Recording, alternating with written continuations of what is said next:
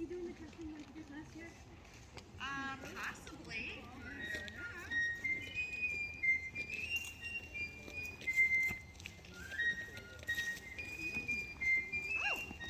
Hello, Nettie. Oh, hi.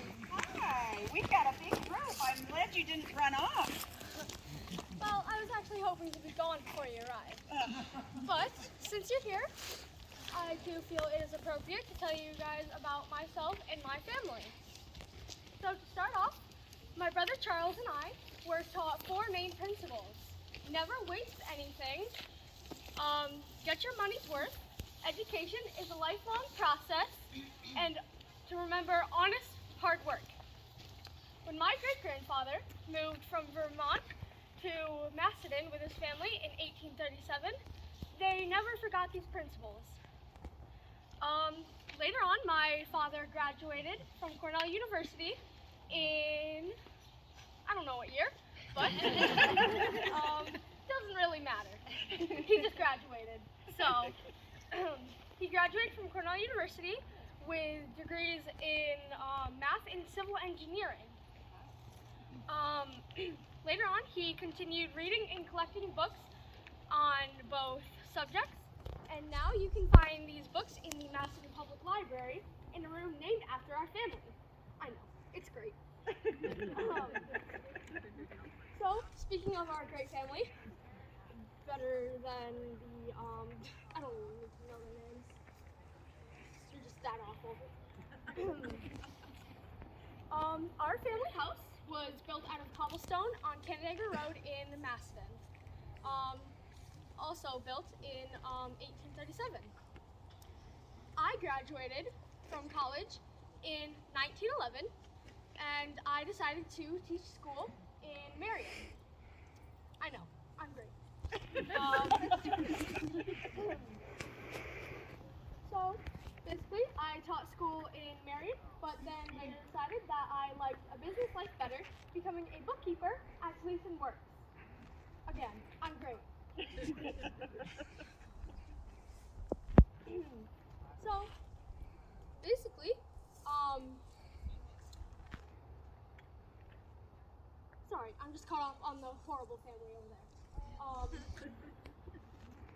So, I lived for about 86 years, and don't anyone say that that is an old age, because if you say that, you might just want to learn about what happened to the first person who called me old.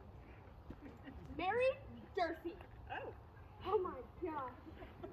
Where do I get started with that problematic family? So, basically, she just happened to be accidentally dragged to death by her wagon because her hair got caught accidentally. If you ask me, it was just bad luck. I would never! You Bullises! Going around spreading these lies! Well, folks, as she said, my name is Mary Durfee. I'm not problematic. Sure. I come from a long line of Bullises who settled here in Palmyra in the early 1790s. Gideon Durfee, the first Durfee, bought his farmland from John Swift for 1,600 coin. A little pricey if you ask me. The farm, Turkey Hollow, was located on Warner Road back in my day. Today you'll know it as Leroy Road. My son Lorenzo sold the farm in 1925 when he decided to move to the village where my granddaughters were raised. Do any of you know Prudence or Lorraine? Maybe you know Prudence by her nickname, Prudy. She was nicknamed not after a great aunt, but a great-great aunt. Doubly great. That is an accomplishment we should all strive for. Another accomplishment is to be educated like Lorraine. She went to Geneseo's normal school. Yes, that is the real name. And later went to work for the McPike Company before the big fire closed the business.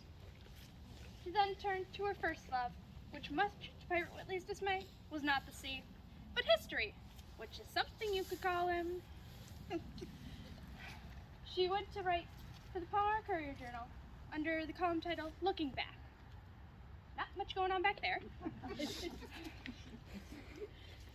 then became the town historian and played a big part in the founding of the Allen Coverlet Museum and the Palmyra Historic Museum. You can see the girl's vast collection of dolls upstairs at the Historic Museum. And just imagine all the eyes staring. Are they judging you? Well, won't you look at the time? It's been a pleasure meeting you all. I hope you enjoy your evening, as I will try to with these Bullises. Me. Have a good night, folks. Thank you.